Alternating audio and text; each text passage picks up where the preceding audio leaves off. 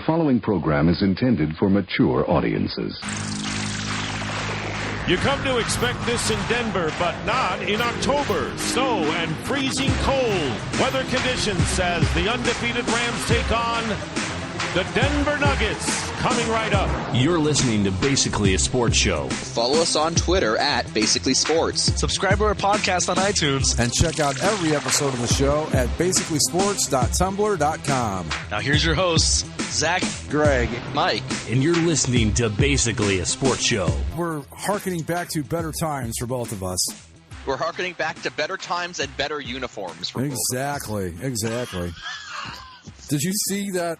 The Browns didn't look entirely terrible in all white, but that monochrome blue Chargers thing's a disaster. Yeah. The more and more I look at those Chargers uniforms, the more I hate them. I don't think they're flat out bad, but I just know that those are not the best they could wear. My biggest issue with those uniforms, I could overlook pretty much all the rest. My biggest issue is the shoulder stripes.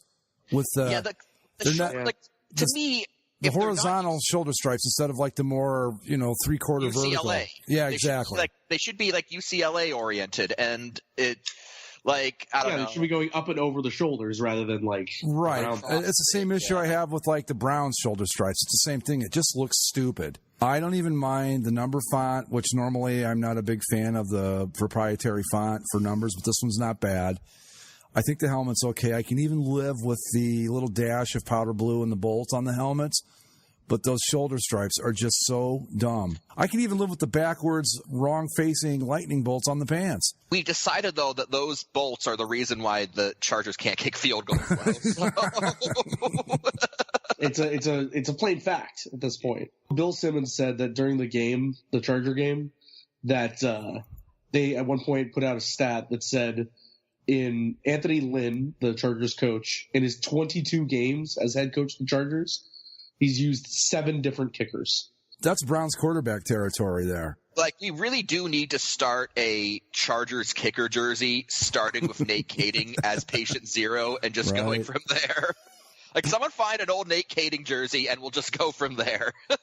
But hey, on the bright side, though, your Chargers looked really good yesterday. They kicked the shit out of the Browns. We're still looking at a 4-2 team that's only lost to the Chiefs and the Patriots so far. And speaking of the Chiefs stumbled against the Pats, which means stumbled. They Andy Reided, maybe. I put none of this on the Chiefs. This is just God's destiny. This is just Tom Brady becoming football Jesus. Yes, Andy Reid did what Andy Reid does, where anybody that looked at the outside factors of this game should have predicted this is how this game would end. Andy Reid, in all of his glory, leaving 3 minutes on the clock for Tom Brady to go do what he does. And I loved that, in the text in the text messages we were saying back and forth, Greg, you pointed out it would really help the Chiefs if they had more than one timeout, and it's yeah, he burnt 2 timeouts. I don't know why. I wasn't paying that close of attention to the game. And I'm not going to knock him. I mean, when you can get an 85-yard or however long that touchdown to Hill was, when you can get that, you got to take it. Yeah. But still, you leave the Patriots 3 minutes. Like I said last night, they can score 21 points in 3 minutes. Shit, that's nothing to them. See, what the Chiefs have is a weird problem to have, where they score too damn fast. Yeah. And it's not really their fault. Which isn't necessarily a problem, except when you're going against Tom Brady and you give him 3 minutes to win the game. Right. Well, here, I thought about it a little bit, and you know who these Chiefs are? They're the Falcons from 2 years ago. It's a good comparison. It's a good comparison, but it's not good for them. Right. Where all they can score like hell, but they score too fast. They can't get into a game where they say, here's the ball. You have 4 minutes. Grind it out and don't let the other team get the football back. They can't do it because they're either going to throw too many. You're going to throw short or throw incomplete. And, stop the clock, give the ball back, not get a first down. And when they run, they can run a little bit, sure. But when they're at their best, they're just gashing teams for 50 yards a pop. And you can't, at the end of a game like that, if you would give the Patriots the ball back with a minute and a half, maybe it's a little bit more forgivable. Still a lot of time, but forgivable. but they score a little too quickly. Again, not normally a problem, but like what happened to the Falcons when they played the Patriots, they were up 28-3, but they don't know how to kill the clock. Right. So they just say, well, hey, we're just going to throw the ball downfield, keep doing it. And then you get the sack fumble, and then you get some incomplete passes, and then the ball starts rolling the other way, and shit happens to you. Yeah, the Chiefs are, and it would help too if their defense was a little bit better, but they are designed where they could do a grinded out, kill the clock type game because they've got a good running back in Kareem Hunt. They could do that, but they don't. And what are you supposed to do? I mean, like I said last night, you can't go, well, we hit Tyreek Hill, he's wide open, he's going to score, but run out at the 5 because you don't know for sure that you're going to score after that. I mean, you can never automatically assume. 100%. Yeah. So you've always got to take the points when they're there, but you can't, under any circumstances, leave Tom Brady 3 minutes. He'll score from the parking lot if you give him 3 minutes. You just can't do it. You look at yesterday's games, and you see the difference between the Chiefs and, let's say, the Rams. Mm-hmm. Whereas, the Chiefs have to keep throwing. They score too fast. The Rams can score just as fast. But when they get into a game where maybe they're not passing so well, or when they get to a spot where it's like, hey, we need to just kill this damn thing, Todd Gurley over and over and over and over again, and you're getting 3, 4, 5 yards a pop. Well, you know what the difference is, don't you? It's coaching. Yeah. Simple as that. And look, Andy Reid's a good coach. I'm not going to knock him. He's terrible at time management and stuff, but the guy's put good teams on the field pretty much his whole career. But he does have that one glaring weakness. He's terrible at closing out games, and he's terrible at managing the clock in a close game. One thing that's happened here tonight is that everything has reverted back to normal. The Patriots are, again, the team to beat in the AFC. The Chiefs can't beat them.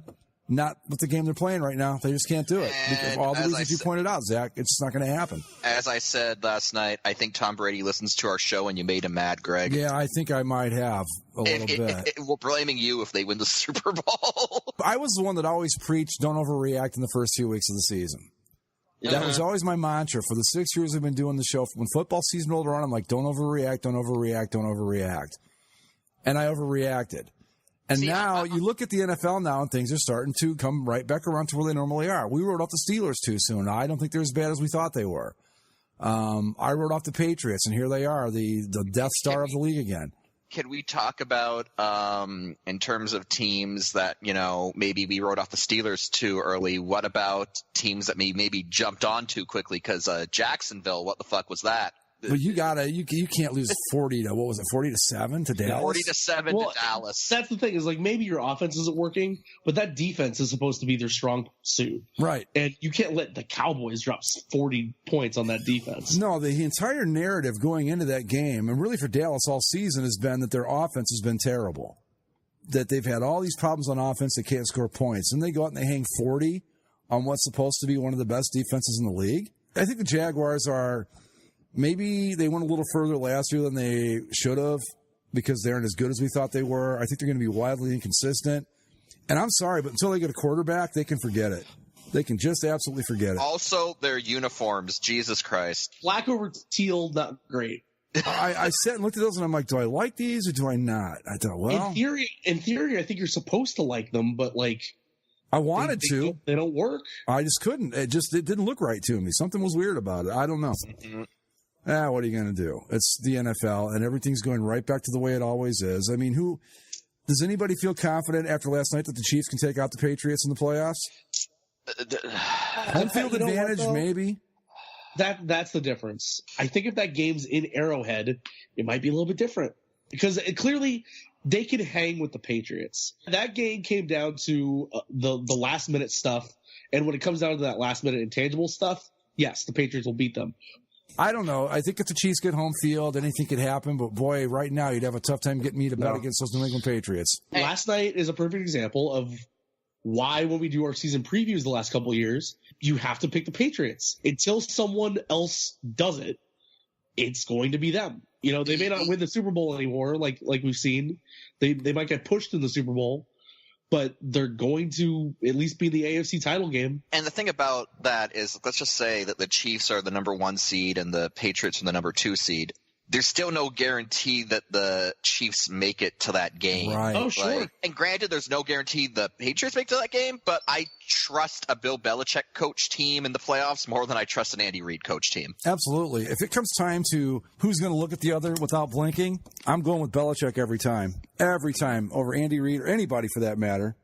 Maybe not Sean McVay, but anybody else, yeah, I'm taking Belichick. And the thing right now, too, is like they've made 8 straight AFC title games. That part is probably the most insane stat that they put up there. Yes, the Super Bowl numbers. Yeah, the divisions, too, you want to throw that in there. But 8 straight AFC title game is incredible. Well, I think we figured it out last year with their 5 Super Bowl titles. They were winning one every 2 to 3 years or something like that, I think is what it came out to.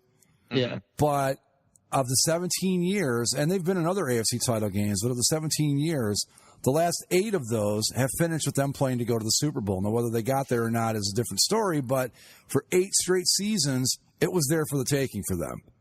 That's amazing. And especially in the league with the way it's designed these days where teams just can't stay that good that long to go to 8 straight title games, that's amazing. Yeah. Just amazing. It's ridiculous. Yeah. Absolutely ridiculous. Speaking of your the only team, hope, Zach. The Rams are our only hope. Yeah, the Rams, the only undefeated team left in the National Football League. Oh, what's that? I can't hear you from down there. 4-2 isn't that far away from 6-0. It's far enough away.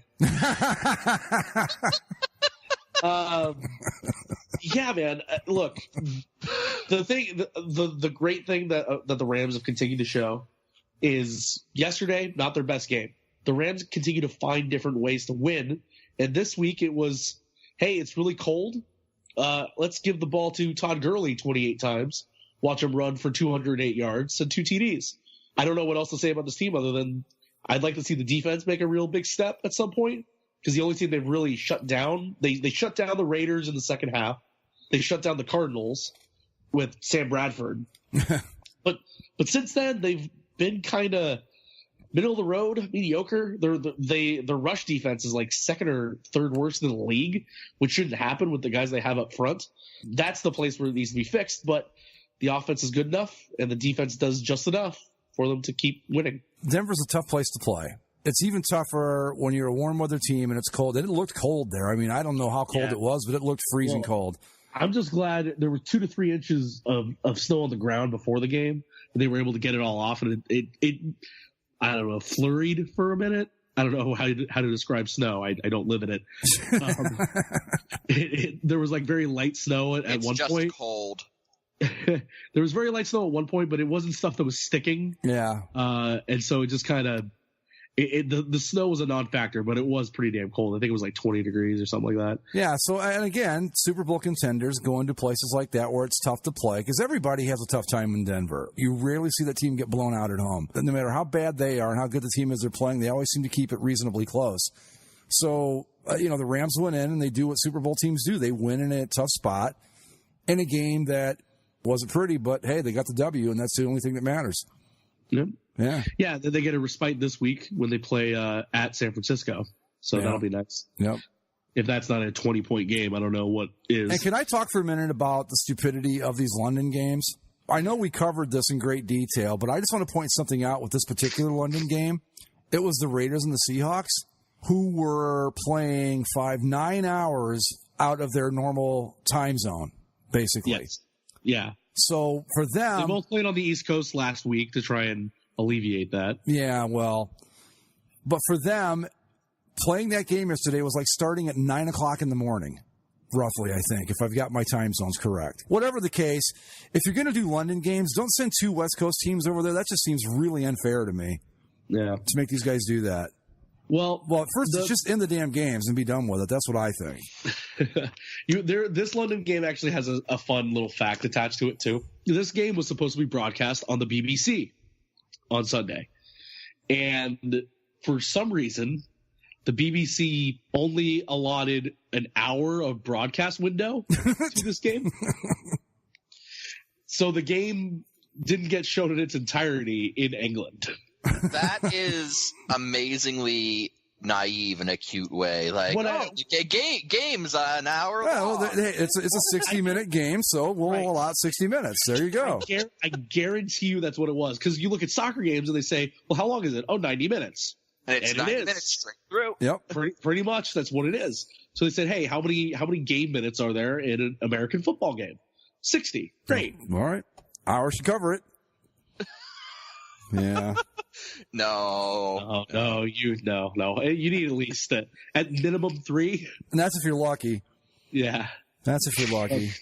It's probably a good thing that we saved most of Britain from watching the entirety of Seahawks Raiders. Yeah, if the goal is to expand the NFL's fan base to the UK and you send them Seahawks Raiders, really? Well, this week is Chargers Titans. Greg, I need to take you to task for the Titans. Look, dude, like I said, it's irrational. I can't explain it, so don't. 21-0. I know. It's irrational confidence. It makes no sense. And you would think with these stupid uniforms they wear now, I'd bail on them, but I can't quit them. 11 sacks for the Ravens in that game. Yeah. Marcus Mariota. Poor Marcus. Yeah. How did this team beat the Eagles? Is what I want to know. I mean, I don't think the Eagles are that good. They're well, come on. They look pretty good when who they play. They played the Giants. Oh, that's right. Okay.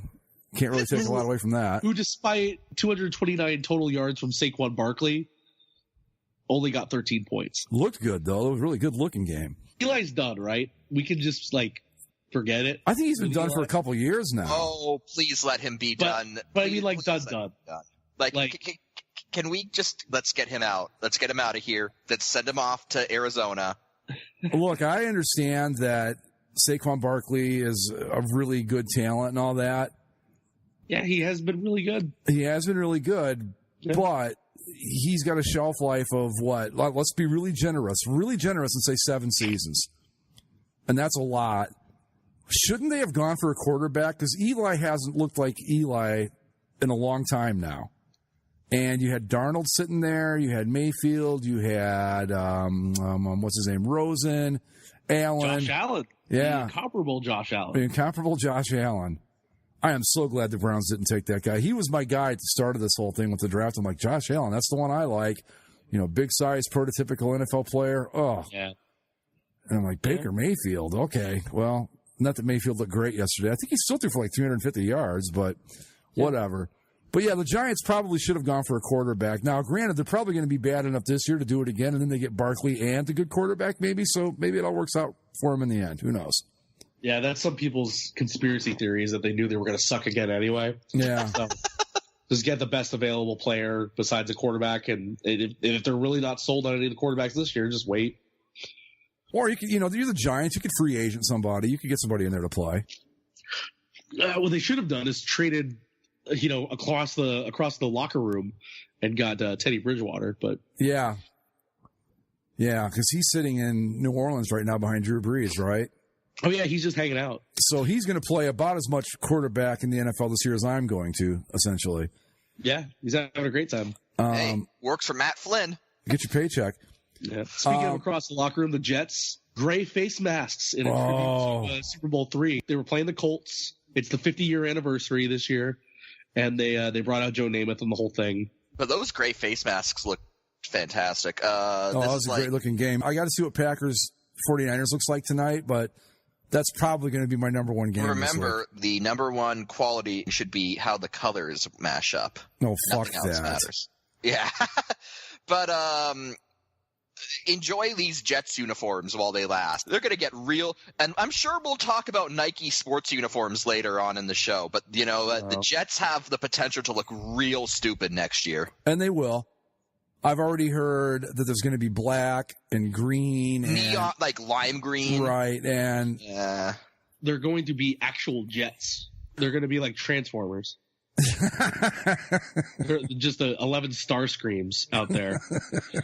Well, they're never going to win if they're 11 Starscreams. I mean, that's just bad player personnel. I just think they've got – it's not the most exciting uniform in the NFL. I'll be the first one to admit that, but it's a classic.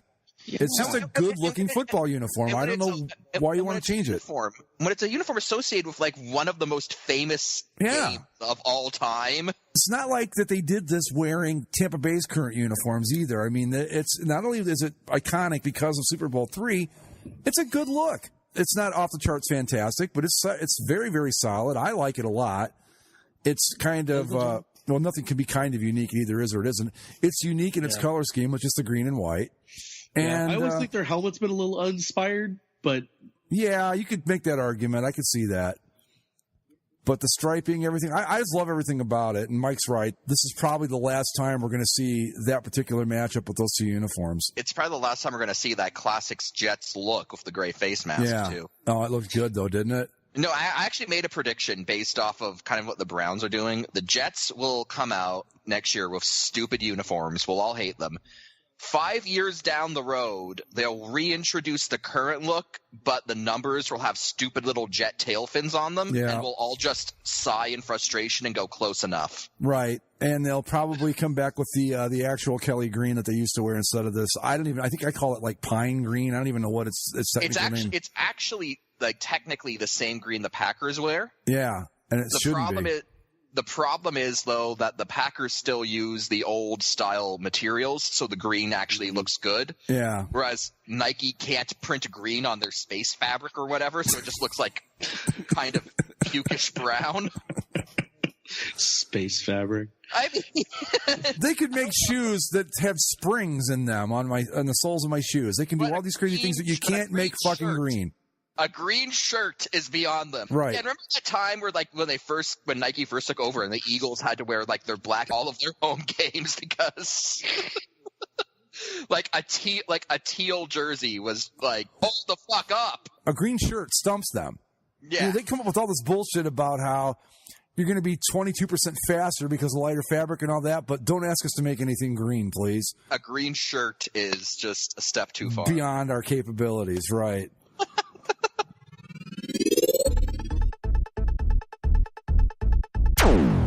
The Steelers are not dead. No. I mean, they should be because the Bengals should have won that game. Yeah, the Bengals should have won the game, but I think you could say that about the last, 7 times the Steelers and Bengals have played each other? Yep. Yes. There was something completely unusual about that game that came out after the fact. I was really surprised to hear this.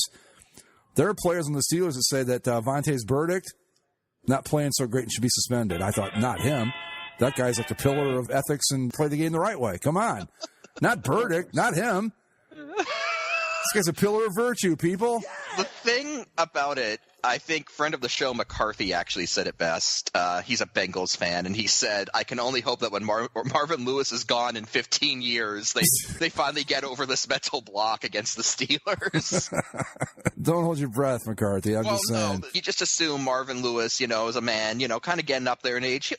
Maybe he'll pass away peacefully. Right now, okay, that's a good point. Right now, if we had to bet, does Marvin Lewis eventually get fired, retire, or die on the job? Where are you putting your money? Coach. I'm putting my money on dies on the job. I don't think he gets fired. I don't think he retires. I think he dies on the job when he's like 89. That Marvin Lewis, longest tenured coach in NFL history by 35 years. I don't think he'll ever die. That's even worse news for Bengals fans. He just is a Bengal tiger. He's just a historical constant in the league. They're going to find Marvin Lewis passed out dead in the chair in the coach's office at Paul Brown Stadium, and that'll be that. That's because where I'm putting my money. Why would they fire him? I can't answer that. They tried last year, it didn't work. Well, no, he retired last year, but then he came back. Nathan Peterman. Can we talk about Nathan Peterman? Well, hold on. We'll get there.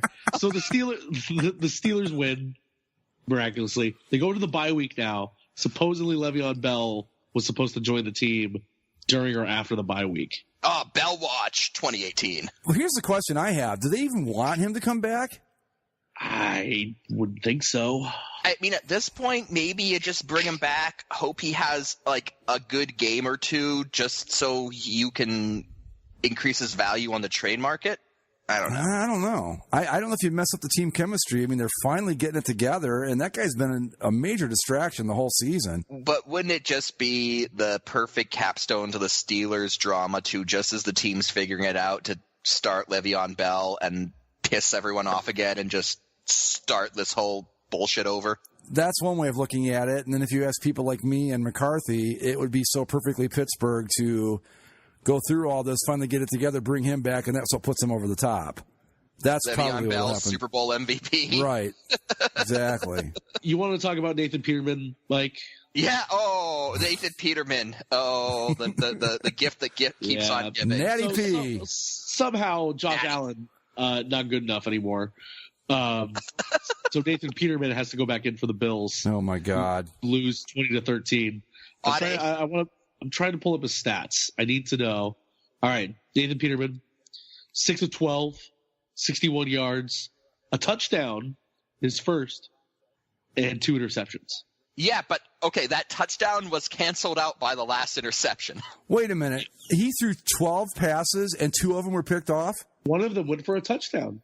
I think like Nathan Peterman, what was it, DG Now, Bills fans said Nathan Peterman might be trying to like actually be the worst quarterback of all time. Well, he's certainly headed in that direction. My God. And then after the game, somebody asked him a question about his performance, and he said, "At the end of the day, I know where my true identity lies, in Christ. Being a child of God, basically.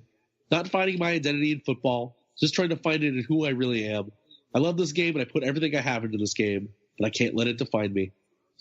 Well, that's good, David. I got news for you, Natty P. You can talk all that shit all you want, but 35 interceptions in 4 games is going to define you. It's nice that you found religion, Natty, but maybe care a bit more about football? Yeah. Just a little. So how many interceptions does that make for him now in his limited playing time? Okay, I'm convinced. Let me pull that up. He's got to be in double digits by now. Breaking Bass news, by the way, on the Nathan Peterman situation. I am convinced after last season when they benched Tyrod Taylor for no reason, and then Coach Sean McDermott said he didn't regret the decision, he regretted the result. Yes. That Nathan Peterman might have pictures of Sean McDermott blowing a goat. Because the only explanation. I am now convinced this is true. Because this is from NYUp.com, a New York upstate news site. Bills Sean McDermott standing behind Nathan Peterman after another disastrous outing. Oh, God. After Bills' backup quarterback Nathan Peterman turned in another frustrating performance that included 2 more interceptions and a 20-13 loss to the Houston Texans, Sean McDermott is still confident in the second-year quarterback. "I'm confident in every football player on our team with respect to Nate. It's no different," McDermott said. "I know he had some good plays yesterday, and I know there were some plays he'd like to have back. I'm confident in every football player on our team." Here is the career stat line for Nathan Peterman. 6 games. He has completed 44% of his passes for 337 yards, which is roughly 56 yards a game. 3 touchdowns in 6 games and 9 interceptions. Oh, I thought he was in double digits by now. He's 1 short. Yeah, no. We'll get there, you know. Oh, we'll get there. No problem. I'm not even worried about it. If they keep throwing him out there, yeah. I'm confident in him, too. I'm confident that he's going to be absolutely terrible, and we're going to get to make fun of him every week. So keep throwing him out there. Fine by me. There's also rumor that the illustrious Derek Anderson could be on the move to Buffalo soon. The immortal Derek Anderson. I figured he was in his mid-50s by now. He might be. That doesn't change any. There isn't a McCown out there somewhere for this team to pick up? There's always a McCown. Oh, no, sorry. The Buffalo Bills actually signed Derek Anderson last week, adding a much-needed veteran presence to their locker room. By the way, isn't the title of this YouTube video just perfect? Nathan Peterman is horseshit terrible. I'm not sure that covers it. I think the guy's being kind. I mean, I should play this during the show. Hold on a second. There is no doubt in my mind that Nathan Peterman is indeed the saddest, sorriest, garbagest motherfucking quarterback I've ever seen in my motherfucking life. I'm talking about this motherfucker surpasses Spurgeon fucking Wynn. This motherfucker surpasses motherfucking Ryan Leaf. This motherfucker surpasses fucking Giovanni fucking Carmazzi. This motherfucker sucks so much motherfucking dick. Holy fucking shit. Correct me if I'm wrong, but I think there was a fucking game where that motherfucker threw 6 interceptions in 1 fucking quarter. That motherfucker sucks. Holy fucking shit, he's trash. God damn, I have never in my life. Okay, so it's 13-13. Josh Allen goes out. Nathan Peterman comes in. Bam! Pick fucking 6. It wasn't like he threw it into triple coverage or whatever. The Houston Texans defensive back just hung out right there and basically said, hey, Nathan, throw me the ball, please. Okay, here. Picked off. Buffalo, if you knew what was good for you, you would cut that sorry-ass garbage. I mean, motherfucking garbage-ass fucking quarterback. That motherfucker is sorry as fuck. Holy shit. The saddest, sorriest, garbagest motherfucking quarterback. Hell, he's not wrong. Wow. I love that, by the way. Just like the whole, because like Nathan Peterson, it's like, I'm a child of God. And it's like, dude, this, let me tell you about NFL fans. Yeah. Oh, my. Poor Bills. Why does Sean McDermott keep, like, saying this is going to work? Well, I think he doesn't have a choice. Honestly. Yeah, he really can't come out and say, yeah, I think the guy sucks as much as you guys do. I mean, he should say that. That would be the truth. Come to think about it, why can't he say that? What would be so bad about that? I mean, they started him. I know. He was the start. They put together a 37-second hype video. That's all they could get. They had trouble finding that. Come on. Elsewhere in the AFC East, the Dolphins are 4-2. Did you guys watch any of that game? Yeah, the Bears. Miami's got to go win this because they used up all of their luck. That was the craziest game I've ever seen. Well, I shouldn't say that. That's really exaggerating, but it was wildly crazy. And then was it the Dolphins were going in for the tying score or the go-ahead score and fumbled at the goal line? Mm-hmm. And then the Bears got it back, and then it was just nuts. Bears missed a field goal in overtime, didn't they? The Bears should have won this game. I think they were up 21-0 at one point and let it get away from them. That's one of those games where you can't let that happen. If you look at how we've thought about this Bears defense all season, and then you let Brock Osweiler throw for like 330 yards on you. That's the weird part. I don't know. It was nutty, though. It was fun to watch. And just when you think that one team finally had it in their pocket, they would do something stupid. This wasn't two bad teams or two average teams that all of a sudden were playing well. It was just a comedy of errors, and it just kept like, okay, well, who's going to screw up this time and give it to the other team? And I guess finally Miami got the last screw up and put it away. I think there was only like 3 seconds left, too, when he kicked that field goal, right? Probably. So we almost had another tie this season, which would have been... I don't get it. Why are we running these overtimes so deep? Well, because they're only 10 minutes long now. Those are the final 2 minutes. Honestly, you're losing 5 minutes of game time, first off. That's part of it. I also think it's just coaches being very conservative. Because, I mean, once because a touchdown, right, you don't have to match that. So, like, coaches don't want to take risks. They don't want to risk turning the ball over. Right. Honestly, I think that's it. And it's only 10 minutes, and that goes by pretty quick. I mean, that's why the NHL had to change their overtime rules a bit to make it a bit more engaging, because teams were just playing super conservatively for 5 minutes to get to the shootout. Oh, yeah. I can't tell you the number of games I watched where they would do that. You knew the minute it went to overtime, they were just going to play for the shootout. It's easier to win that way. Yeah, but you don't get extra points in the NFL for going to overtime. No, but I do think but I think they're trying not to lose. Yeah, and I think a big part of it, too, is that you lose 5 minutes, which doesn't seem like a lot. But if you take like a normal NFL game, 2 possessions is 10 minutes. One team each, that's 10 minutes and it's over. And I think that's part of it. They need to make it more interesting, because right now overtime is just a snooze fest, especially with it needs to be the college football. Some variation of that, even if you just want to go with, instead of playing until somebody wins, Each team gets 3 cracks at it, and whoever has the most points after that wins. Simple as that.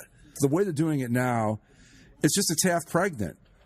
Josh Rosen looked pretty good, but the Cardinals still lose to the Vikings. Adam Thielen has 100 reception yards in 6 straight games. Yeah. He's the new, I don't know who he's the new whatever. He's a good receiver, though. The Redskins beat the Panthers, and I don't know what to make of either of those teams. I wasn't even a bit surprised by it because that's what the Washington Redskins do. Now, they will turn around. Who do they play next week? I don't even care. They'll lose. Doesn't matter who it is. They will lose next week. The Redskins play the Cowboys next week. There you go. Oh, wow. I believe that'll be for the division lead. The 3-3 Cowboys and the 3-2 Redskins. Hey, guess what? I guarantee you that is. Oh wait, no, it's on CBS, so it's not. It's an afternoon game. No, it's not. It's not Sunday night. Yeah, I wasn't going to say it was Sunday night. I thought it was on Fox, so it would be America's game of the week, but it's not. Oh. What is this with all of a sudden now? Like CBS is doing a game that would normally be on Fox. That's I don't like AFC games on Fox. I don't like NFC games on CBS. Right. It has to do with the Thursday night package now. Okay. I knew there was something. Thursday night package is bad in other ways beyond the obvious. Can we, by the way, while we're talking about CBS and Fox and announcers and all that, can somebody please take Rondé or Tiki or fucking Zeppo or whichever barber it is that's doing the color for Fox? Can we please do something about this guy? He is the most annoying person I've ever heard do a football game, and it's not because he's not terrible at it. My God, he just gets under your skin in like the worst way. I can't even explain it, but it's like, oh, will you please, just for the love of God, shut up. Just shut up. Tiki or Rondé or Zeppo or whatever fuck barber you are. But you know what? Tony Romo remains delightful. Oh, yeah. But the barber person, whichever one, I think it's barber. It's I believe it's Rondé. It's Rondé. I'm pretty sure it's Rondé. I don't know what it is about him. It's just delivery or what he talks about. But oh my God, it's like listening to somebody run their fingers on a chalkboard to me. Maybe no one else feels that way, and it's just me. But I hear him. I'll still take him over Phil Simms. I don't think I would. He called the Browns. One of the Browns games, I don't remember which one, and I'm like, oh my God, this guy's driving me absolutely up the fucking wall. I can't take it anymore. I think I even texted you guys about him. Please, somebody, shut him up. On that same level, Dick Stockton needs to retire like 4 years ago. He called the Broncos the Nuggets. You come to expect this in Denver, but not in October. Snow and freezing cold. Weather conditions as the undefeated Rams take on the Denver Nuggets, coming right up. Later on in the game, he said the time ran out on the shot clock. Not the play Is clock. he just has he lost his damn mind? He's like 879 years old. And he thinks he's watching a basketball game. Mike, Dick Stockton called the very first ever basketball game back in the 1870s or whatever it was. He called the very first race that the cavemen did after inventing the wheel. He was there at the Roman Coliseum, for God's sake. Right, Dick Stockton, special color commentator at the Christians versus the Lions back in the Roman Empire. Seriously, I thought he was old and out of touch like 7 years ago. Yeah. The fact that he's doing these games and he repeats shit all game long, like he just says the same thing for 3 hours. Well, he's got to be in his 80s, I have to think, because he's been doing games since I was in the 70s. When I was a kid, I remember him doing games. Dick Stockton is 75. Wow, he sounds a lot older than that. Yeah, like not just like in his voice, but like in his like mental capacity of what he's actually like talking about. Right, they called him the Nuggets. I'm telling you, he repeats stuff all game long. He repeats stuff like 15 seconds after somebody says it. Mark Schlereth will say something. Stockton will repeat the damn thing he just said word for word, and then like present it like it's new information. No, we heard it 20 seconds ago, Dick. I have the feeling like the sentiment is we'll let him retire, but then he just doesn't, and nobody wants to like be the guy to fire him. If you're not Vince Scully, if you're not Bob Uecker, if you're not some legendary guy that's beloved by everyone, why do they not just say, hey, Dick, it's been really great having you around, but you're 75. Go do something else. I don't know with him. And that's the funny thing because Dick Stockton got to stick around Whereas Dick Enberg, who I think never lost a single mile per hour off his fastball when he was an announcer, ended up being shuffled off to where he became the Padres play-by-play guy before he died. God, yeah. Brent Musburger, who I think was another guy who never lost his fastball, is now doing Raiders radio games. That's where he's at. Both of those guys are way better than Stockton. Come on. Maybe Stockton's cheap and he's a name. Who knows? Maybe that's all it is. He's just a guy that people recognize and he doesn't cost very much. The National Basketball Association. No, Mike. They just call it the association. Oh. Well, fuck them. As promised last week, yes, it is time for our yearly, basically a sports show, NBA preview. Boop, boop, boop. And if you guys would allow me the honor of starting the preview, I'd like to say a few words. Yeah, go ahead. The NBA season works out something like this. The Houston Rockets have about an 18% chance of beating the Warriors in the playoffs. They won't. Out of the All they have to East, do is not miss 27 free throws. out of the East, either the Toronto Raptors, the Boston Celtics, or the Philadelphia 76ers will make the NBA Finals. Probably. Doesn't matter, though. And the Warriors because will the entire win East is stuff. their fourth title in 5 seasons. There you go. Thanks for tuning in. We'll see you next week. No, seriously, this is even. It's gotten more absurd. Am I wrong about any of that? No, absolutely right. But it's gotten more absurd because, all right, after the Cousins signing, yeah, is there any fucking doubt? This team might go 82-0. No, well, no, because they'll rest players, so they won't do that. Cousins isn't starting the season. He's coming off an Achilles injury, but he doesn't need to play the entire season because they'll be fine, and then he'll be ready for the playoffs, and then they'll be dominant. No, I mean, it is what it is. Until the LeBron Lakers can get up and running, they're not going to have a legitimate challenger. Unless the Lakers make some sort of midseason deal, which I don't see. I mean, it could happen. Or for some reason it all clicks right away. You never know. It all clicks, or you maybe lose Curry to an injury, or one of the big guys, Durant to an injury, maybe. But assuming everything stays normal and the Warriors stay healthy, what's the point? I'm supposed to sit through 82 games of this shit for what? So I can watch for the Warriors to win 16 straight games in the postseason. Right, so I can watch the Raptors get swept in 4? I don't think so. I can't even be excited as a Raptors fan because it's for the first time, LeBron James is out of the East. The Raptors might be able to make the finals, but it doesn't fucking matter. I mean, they took the one thing that made the East even a little bit interesting, and he's now in Los Angeles playing for the Lakers. I don't know how. I don't see a roadmap to any of these teams in the East beating the Warriors ever. I don't know how it could be done. As we've established, the entire Eastern Conference is stuff. It is. It's just stuff. It's just the Eastern Conference now exists because someone has to play the Warriors at the end of the year. It's the Washington. Were they the Washington Generals? The team the Globetrotters played? It's an entire conference of Washington Generals. So yeah, there you go. I mean, I can't think of anything else. So I guess there you go. If anybody's doing a more in-depth preview than that, they're lying to you. They're just trying to get you to listen. They're just giving you hot takes that are bullshit. Well, hold on. I wanna go to a quiz for you guys. Oh, okay. Oh, okay. Well, we're gonna go back. We're gonna play Name a Miami Heat again. Ah. And I'm gonna see if any of you remember anyone besides Dwayne Wade. Hey, I do. That was a legitimate guess and I got it right. It counts. I do. I'm Goran Dragic. Yeah, there you go. He's on my fantasy team.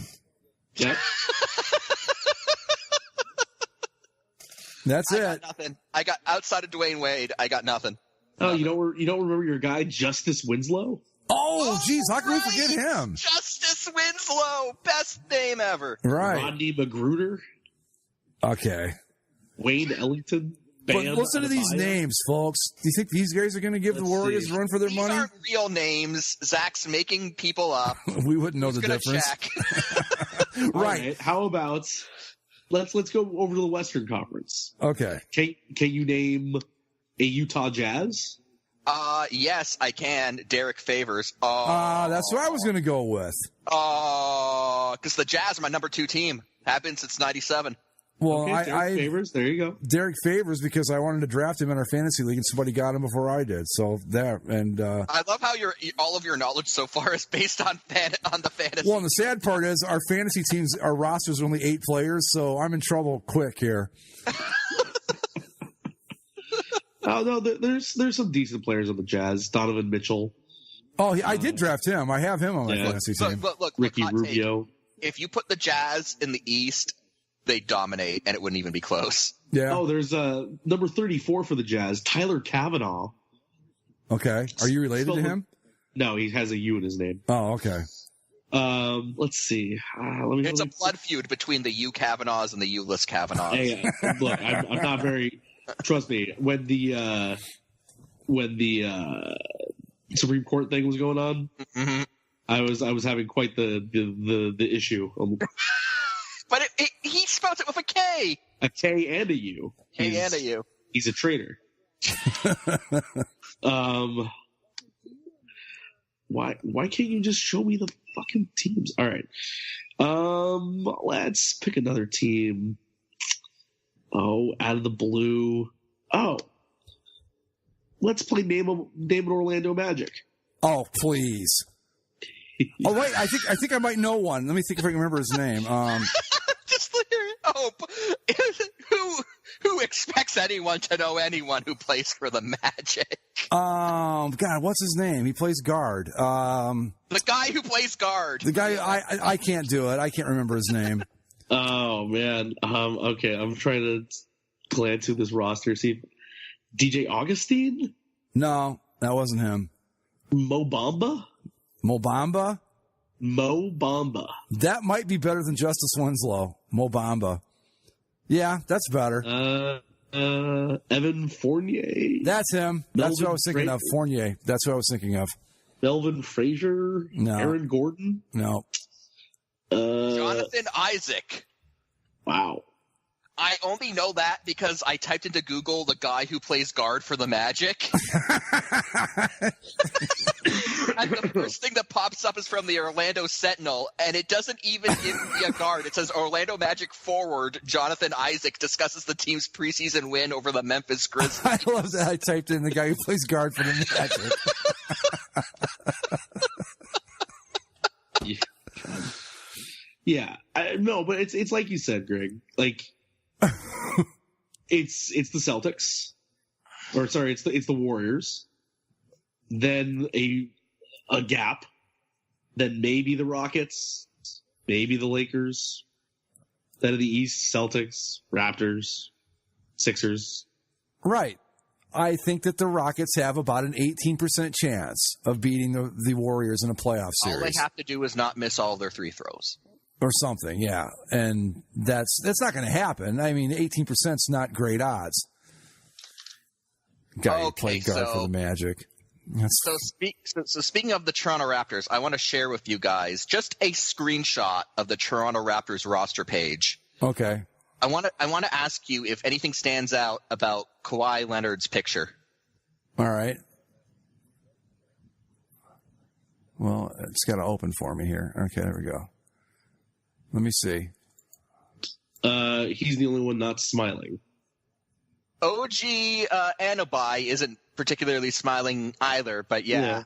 Leonard seems particularly, it stands out. He does not look like he wants to be there. No, but he was supposedly saying more of the right things as the offseason went along. Mm-hmm. And I think he's just generally forgot his position always. I forgot that the Raptors have him. He might make things interesting. I mean, he can't beat the Warriors, obviously, but I think that might put them at the front of the pack now. I mean, I wouldn't be scooping up a jersey anytime soon. But I mean, it's just one of those things. Like, he's probably going to be gone after the year. He's probably going to go to Los Angeles. And whatever. If we can make a run at the finals with him, it's probably the best that we can expect. Yeah, I think he might put them at the front of the pack as long as he's not traded during the season or something crazy. Who else we got, Zach? Let's do a few more rosters here. See how we can do. Well, we'll go to a good team. The Warriors are too easy. Celtics maybe a little too easy. I don't know if the Celtics are as easy as you think they are. All right, well, I'll pull up the Celtics then. Mike, can you name a Celtic? Oh, I can. Never mind. I can. I just thought of one. Yeah, I can name. Irving, Kyrie Irving. That's the only one I can name. Yeah. Yeah, I can name two right off the bat. Pretty easy. Kyrie Irving. I can name Gordon Hayward. I can name a San Antonio Spur. DeMar DeRozan. I'm still sad that he's not a Raptor anymore, by the way. Yeah. Okay. So, I mean, if you want to go based off like these NBA.com pre-power rankings are kind of funny. Because they have the Warriors number 1.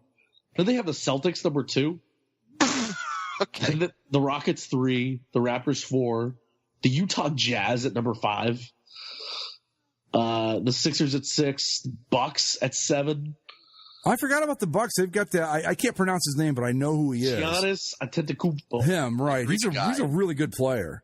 The Greek guy, right? Yeah, and plus the Bucks have Harley Davidson patches on their jerseys. I gotta love that.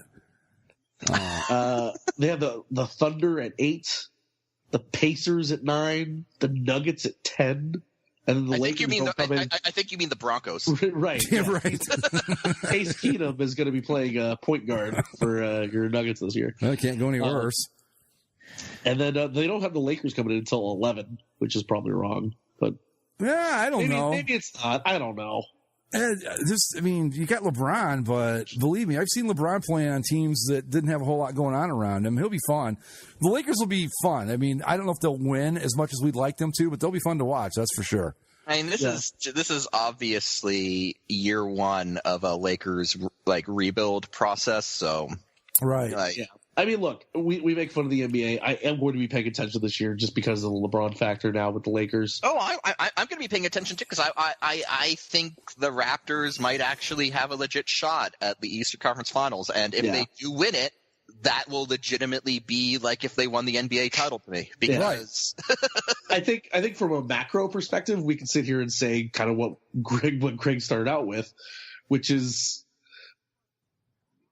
that, we know the Warriors are going to win, and then, everything else is kind of already set too, in terms of the couple of teams that might be able to play them. But if it's not the Warriors, then it's going to be a giant surprise, and we're all going to be for that. But then when it comes to the micro, the minutia of it all, we just haven't been following the NBA on a day-to-day basis to know. Really, right? Yeah, I mean, just because we don't know the players doesn't mean we're complete idiots and don't know anything about basketball. It might mean that, but I don't think it does. I mean, we know, I can't name the teams, I can't name the players, but I know which teams are pretty good and which ones aren't. You know what I mean? Just because I can't name the entire roster of the Milwaukee Bucks, and the one guy that I do know, I can't pronounce his name. What is it again? What? The Brewers. Did I say the Brewers? The Bucks. Bucks. Giannis Antetokounmpo. Right. Anyway. But yeah, it's, Blake Griffin's hanging out in Detroit. I'm sure he's happy. Oh, is he a Piston now? Yeah. Oh, the Clippers are no longer even close to relevant. Right. Like they're not as good as they were. Like the Lakers might not blow everyone's minds this year, but they're going to be a bigger deal than the fucking Clippers. Yeah. Good job, Clippers. Enjoy building your new stadium now that you've completely exhausted all relevance that you had. Are they building their own place? They're looking into it. Oh. In Inglewood. Mm. Yeah, it would be right across the street from the old Rams the Rams Charger Stadium, which again, is right next to the Forum. So there's no point to put another arena 3 blocks away from. Why didn't they just move into the Forum after the Lakers left? I mean, I know it's old. They were in the sports arena back then. Oh. Wasn't the whole point like? I mean, I know they moved into the Staples Center because it's actually a sweetheart deal, and they make money regardless of how well they actually do. So, yeah, like I imagine the reason they went into the Staples Center with the Lakers was just because the Lakers were willing to give them a pretty good deal just to fill dates. Yeah. Plus, you probably don't. I mean, the Forum was getting up there in years, and it would have been their own building and stuff, but it still would have needed to be renovated and all that. So it makes sense just to go ahead and go to the Staples Center. Yeah. Yeah. No, I don't understand the Clippers' desire. Well, I mean, I guess I do understand their desire to get their own arena, but I also don't get it because it's kind of like you don't have the same sort of fan base that you think you have. Like, yeah, you were the hot shit for the last 8 years or whatever, but now that that's gone away, and now that you really don't have anybody on your team that's a big enough draw, and that you're not even going to be better than the Lakers are anymore, like, your selling point again is that you're cheaper. Like, that's your selling point now because we're not as good, but we don't cost as much either. Come watch the other teams play because we're cheaper than the Lakers. Exactly. That's what it used to be. Well, hey, another stuff team. They're a stuff team. They've always been a stuff team. Even at their peak, they were still the Clippers. Come on. Even at their peak, they still found a way to blow. What was it? A 3-1 series lead to the Rockets. Yes. Yeah. In like probably their best shot at an NBA title. Yeah. And so they're going to try to make it on the road and get their own arena, and then it's going to be half full. Maybe they should move back to San Diego. There's no reason. There's no arena down there for them either. I mean, the same arena that they left is the one that's still there. So, well, they left that a long time ago. It's a decent minor league hockey arena, as I can attest, but it's not up to any sort of modern standard of anything. So apparently, the Clippers aren't technically the Los Angeles Clippers. They're the LA Clippers. Right. Yeah, they tried to be different and cool. So, look at that. The Clippers managed to beat a pro team from Israel. Good for them. Hey, got to start somewhere. On that note, we're going to wrap it up. Follow us on Twitter at Basically Sports. Subscribe via iTunes, Stitcher, Spreaker, and YouTube. And if you are so inclined, you can also find us on Facebook. We'll see you next time. Thanks for tuning in. Later. Later.